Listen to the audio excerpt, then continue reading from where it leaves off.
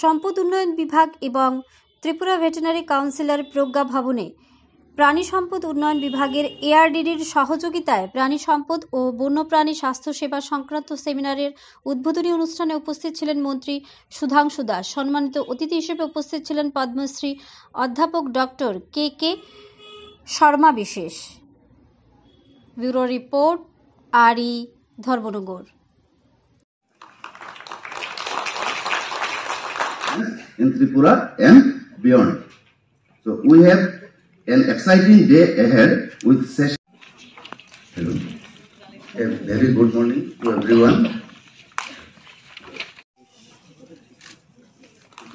We are honored that this will be a great learning experience for everyone present in this auditorium. But also continuous learning, compassion and a commitment to high standard of ethical practice.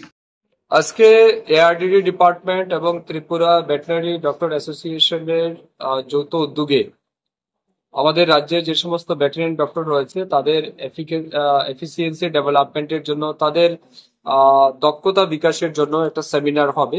এই সেমিনারে বাইরে থেকে যারা resource persons রয়েছেন তারা এসেছেন, তারা technical বিষয়ের উপর আলোচনা করবেন।